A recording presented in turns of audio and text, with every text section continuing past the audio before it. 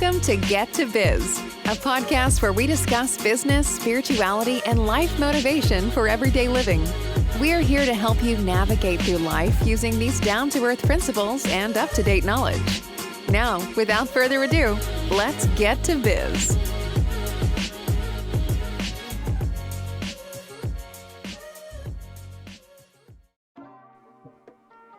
Hey everyone, welcome back to another episode of Get to Biz. We're keeping the conversation going. Yeah, Bryant, Tony, and our special guest Herman Moncrief with us today. And of course, our sound engineer Charlie is keeping us on point.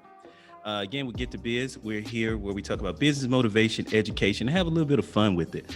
Where we stopped our last episode with Herman, we were talking about exposure, and he talked about being the only one in the room. And just to recap a little bit, he brought you on this journey from where he had to make some major decisions in his journey around transitioning from an athlete to trying to figure out what I'm going to do next. He actually went and took a job as a factory worker, and someone gave him at 20 years old, this is your only option. And he took that opportunity. You can do this in your business as well, to think about how do you increase your value to give yourself more options. And what he decided to do was go the educational route to enhance his skill set so that he does have more option and can increase his value in the marketplace. And when he brought us on that journey, he also talked about something that is very critical and crucial. You're going to run into this in your business and your everyday life. Sometimes you're going to be the only one in the room where you're going to be exposed to things you haven't seen before. And I know he was talking about, showing up in Chicago, first major firm that he worked with out of undergrad. And he talked about showing up in Chicago and winter with some silk socks and flip-flops. He went prepared. So I want to pick it back up there and talk about that. You asked that question that you hey man, get off it. Hey. And talk about that exposure. When you asked that gentleman, he said he didn't know. What did that make you think about it? You can go back and in your story to kind of bring us up to speed, but just really, what did you think about when he said, I really hadn't had to think about that? You kind of are exposed. How did you get over that? How did that not just, or maybe they hit you in your core? Like, what did you do to kind of overcome that? In what sense? When he called you about being the exposure, and you said that you asked the individual, like, have you ever been in a room where you're the only one that looks like you? And and how did you overcome that? What did you do to adjust to that? How did you? Because you're still working in firms, you worked in multiple firms, and I'm sure it's happened to you time and time again where you've been the only one. How did you adjust to that? Because I know you came from a place where you weren't the only one that looked like you. Right. I mean, I think, I'll go back, like I said, I'll pull from, playing sports, and then, kind of the leadership skills that I developed there, and then the camaraderie that you have to have with, a different group of people, right?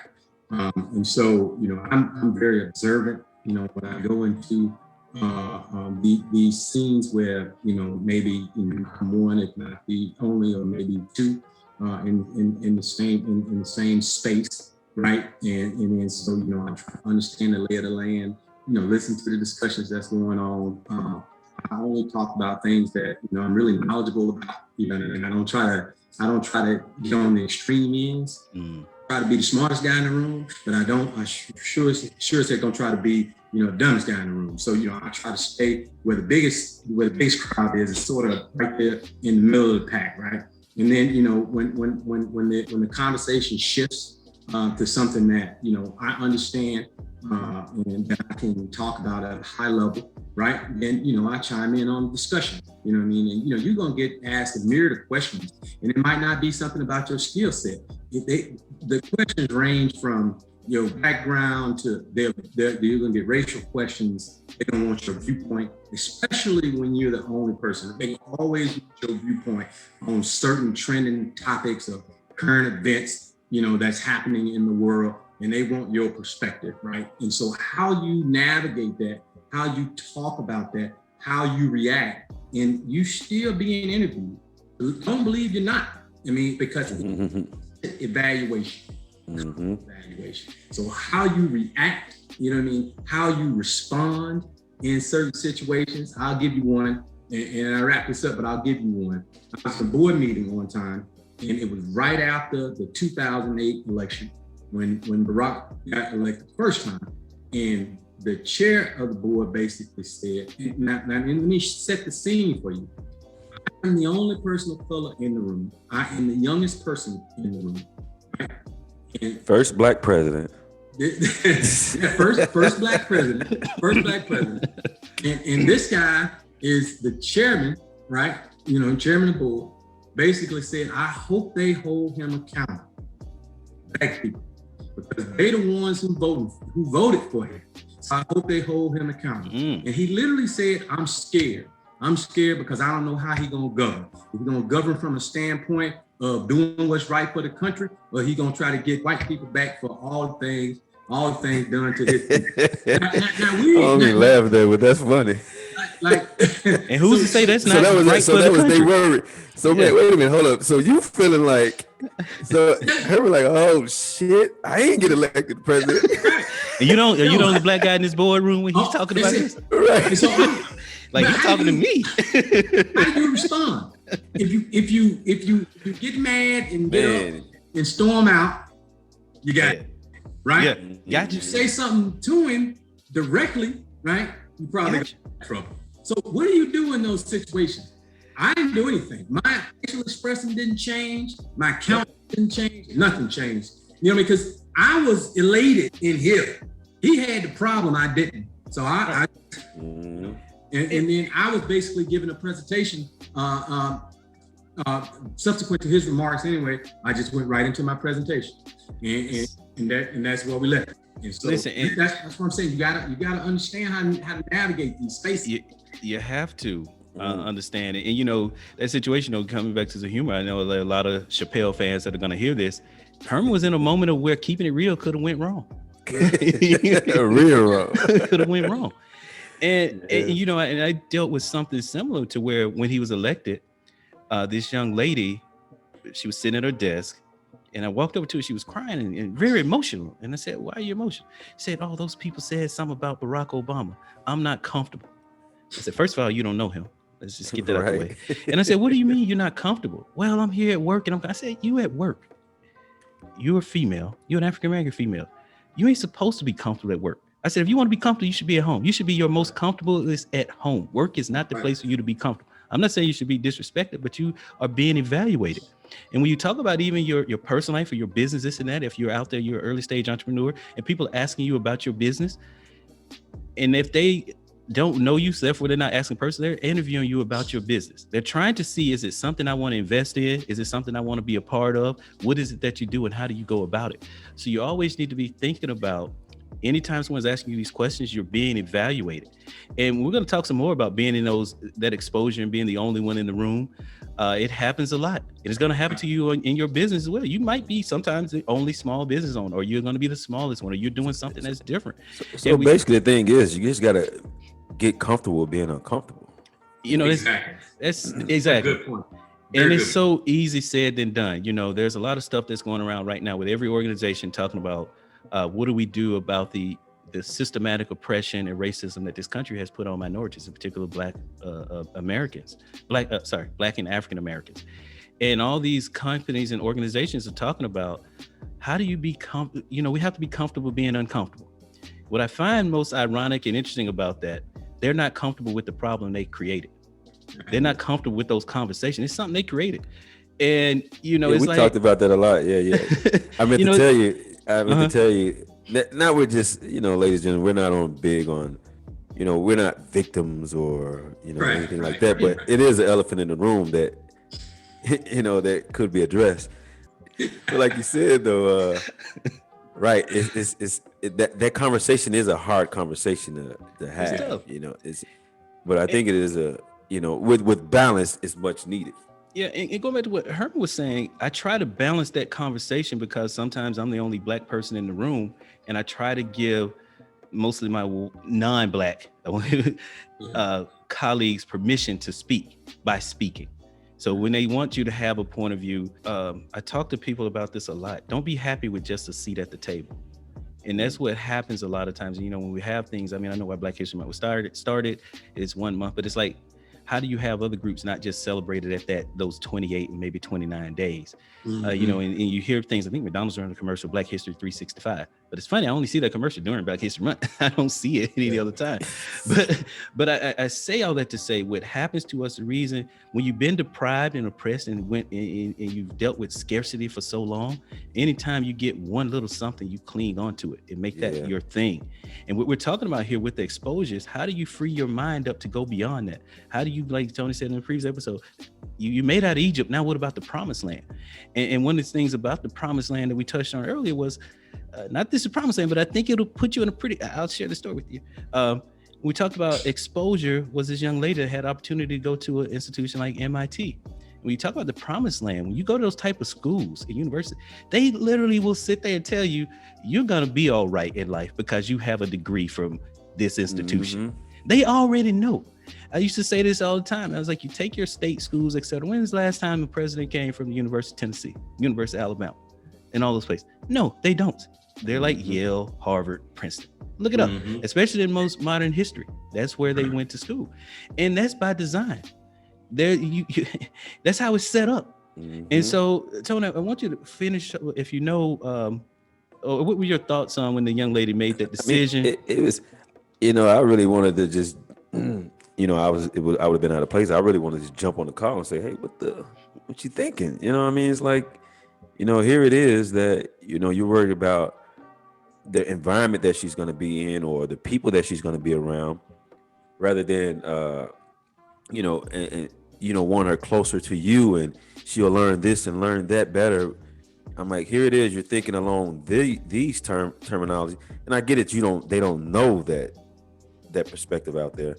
And once again, I'm out of place to tell them, you know what I mean? But my thoughts were just, I had to come to terms like, well, that's not my daughter. That's not, I don't have that, that's one thing I don't have control over. But I really wanted to get that conversation going with Brian. I was kind of heated. I was going to text Brian, but it's like, wait a minute, what you getting so fidgety for? But the thing is that, we all came from out of, like, Herman, Brian, everybody came from out of that environment they were born in. And just, if we can all go back to the thought of, what if we never made that move? What if you never got on that plane? What if you would have went to that work around the corner, Brian? What, steel mill or something? Steel? That was Herman, man. I was too lazy. I was too lazy for hard labor. But whatever, that minimum standard of life that environment was giving out. What if we did, resort to just that? You know what I mean? It's like, I mean, even with the mindsets now, what would we be? How would you be?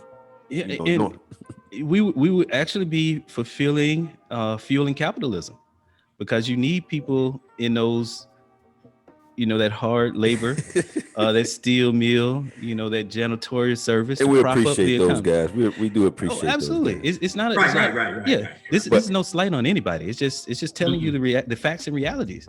And a lot of times you're. I think the main thing is the people around us would have been happier. Would have been happy. Yeah, that's exactly. And that's what you're saying. Like, you would have. I think I would have, had I just stayed the course, I wouldn't have known any different. You know what I mean? Because you in that fishbowl. Yeah, because my exposure, you know what I'm saying? Right. My net is very small, right? Very small. So I hadn't cast it. So I would have been still thinking that I'm doing relatively well. Comparatively speaking, right? So I wouldn't have thought that I was in a situation where that was bad. And I didn't think it was bad at the time. It just didn't sit right with me not to be able to control my own destiny, so to speak. Absolutely. At that early in life. I mean, that's what didn't sit well with me. But No, and Tony, you should have been heated about that person because you care. That's why you were heated. Right. You were invested in this individual. And what you would want to do was expose them to something else to see why this would have been a good thing for you to go there. Even if you didn't like it. Dude, again, your chances are so small of having that opportunity. And it's so funny, Brian. We're Black. We have to take advantage of every moment we get, because we don't get second chances at all. Right. A lot of sports. Herman talk about football. Look at Black coaches. When they lose that head coaching job, they have to go teach, they have to go coach high school football before they come back. They downgrade. Yeah. They downgrade. Yeah. We don't get a lot of shots to take. We get one shot. You gotta make it your best. And sorry, Tony, I was cutting you when you were talking about, but you just really wanted her to talk to somebody to kind of give her a different perspective, because you knew her networking circle was real tight and small, and they didn't know. They didn't know what they know. They didn't know, and and they're only giving her information off what they didn't know, but they're so what's the word? So gung-ho about it that, hey, it's better for you to do this here. And it's like, okay, well, I'll do that. It's like I just want, you just want to mute them all and just, but it kind of, I told you, I don't know if I told you, my nephew FaceTimed me this morning, but it kind of bridged over into that conversation, because my niece, she's graduating next year. And she said, well, I said, so what college you think about going to? Because I talked to her about this before. I told her about MIT before, because very smart, man. They're just very smart kids. So she's like, Spelman, or like, all right, that's good. I'm like, but look at MIT, or look at, you have the credentials to do that, So it kind of like, I was able to tell her, and then again, I'm not trying to direct no one's path like that, have that parental, hey, go do this way, because we ain't like it been done to us. But it's just, once again, she grew up in that same type of environment where it's just like the bare minimal essentials of getting an education, to go out there and do the same thing that her mom did, or her father did. When it's people at MIT, I mean, just even just the creating factor of it, like. I just found out MIT, the blockchain came from MIT.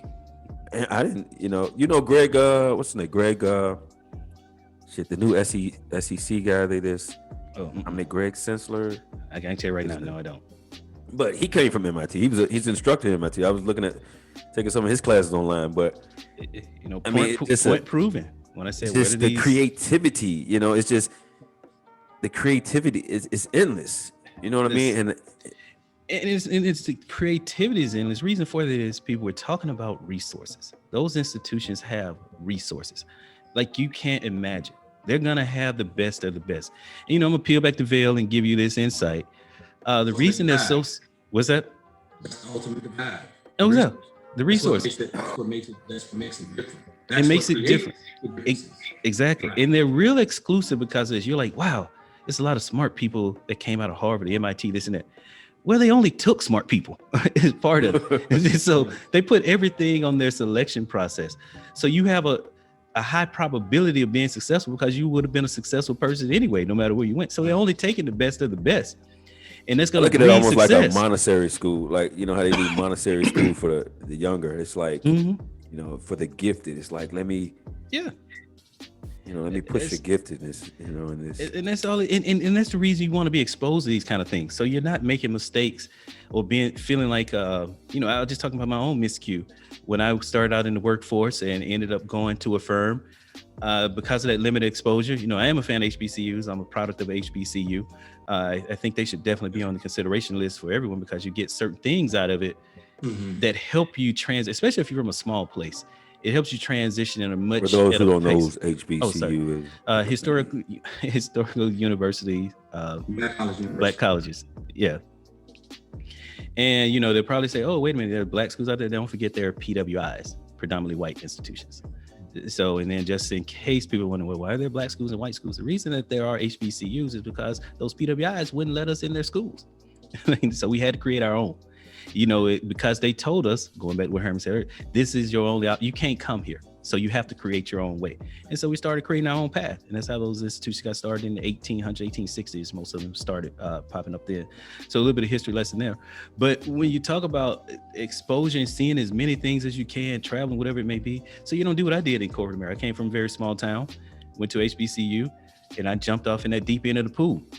Went on my interview circuits and this and that, and I had opportunities to join a firm that I'm glad I started with out of undergrad. And Herman said, I'm the only black person in the room, and I'm using color, not that that's a big thing, but you're gonna be in a situation where you're the only one that's like you. And we were trying to do icebreakers. It was a very awkward situation, and people were talking about, well, how can we do icebreakers? And this guy came up with, I thought it was a great idea about an icebreaker. Talk about the most exotic meal that you've had. And me, being fresh out of college, I was on the interview tour. I had went around to various conferences and things like this. And people, you feel free to judge me on this comment. It's a true story. And I had started dining and learning about, wine glass, water glass, knife, fork, etc. I actually took a class in college to try to prepare myself for that. And I was prepared for the utensil. It was like an etiquette course. Yeah, it was a course on etiquette. We actually hosted it. I used to work in the small business development office in college, and we would host those courses for students. And oh yeah, no, we do the book on the head. Come on now. We still had that DJ on the yard at noon. That book was gonna stay on there. But in this, I had just went through it, and what it didn't prepare me for was like the menu and what things to have and not to have. And so I had something on the menu. It was mahi. Mahi is a pretty common fish. If you don't, I'm not gonna tell you about it. You can look it up yourself. And so when I get to my first job, we're doing this icebreaker. Now, again, I told you I just had all these interviews, had this very good dining experience where I introduced myself to a new type of fish, or at least to me it was. And they go around the room asking people what their exotic dish is. And I'm sitting there like, oh, I got one for them. I'm gonna kill them with this one. Ain't nobody gonna top this, because I've never heard of this mahi thing before in my life. And they're going around the room, they're talking about their different dishes. I don't even know what they're talking about because I'm not listening. Because those of you the card players or spades players, I got the big joker. I'm Trump tight. I got all spades. I'm not worried about what they said. I got everybody. I'm running to Boston on them. 10 books off the top. and so then it comes to me and I blurt out mahi. Did you straighten up your ties? Did you straighten up your tie and say? Oh, that's when I had that prim and proper look. Like, hey, I even imagine myself having a pipe, like I'm smoking out of a pipe, and say, "My dear sir, my good sir, let me tell you about this exquisite dish that I had." Unbeknownst to man, you might have told them me, catfish. Man, I told them I had mahi. They just burst on the floor laughing, talking about that's not exotic. Where have you been? And I was like, shit, I just had salmon out the can. And those of you don't even know what that is, go look it up. Pink salmon, red can, salmon croquettes, rice, breakfast on Saturday morning. That's what you do. Patty it up. And so that taught me right then and there that I'm not exposed to enough. I haven't seen enough. I'm in a new world. My net, I'm not in that fishbowl anymore. Kind of humbling, huh? I would call it, honestly, it was devastating. To me, not humbling, because I thought I knew something. What I realized I learned something that everybody else knows. It was common knowledge, and I didn't have it. So I felt that I didn't have. I was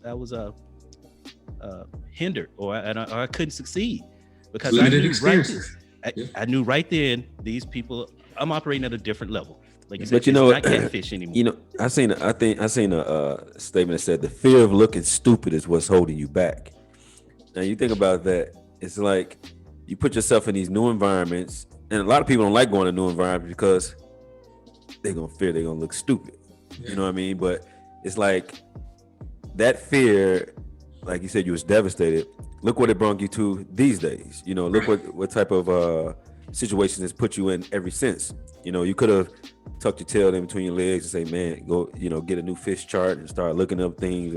But you came back stronger, and it's like, hey man, that's what it was. And yeah. So what would your answer be today, Brian? Well, before I get that, I think one of the things that you talk about, what happens is that mental fortitude, that mental health, being mentally healthy, being sharp, being crisp, so you can overcome that type of blow.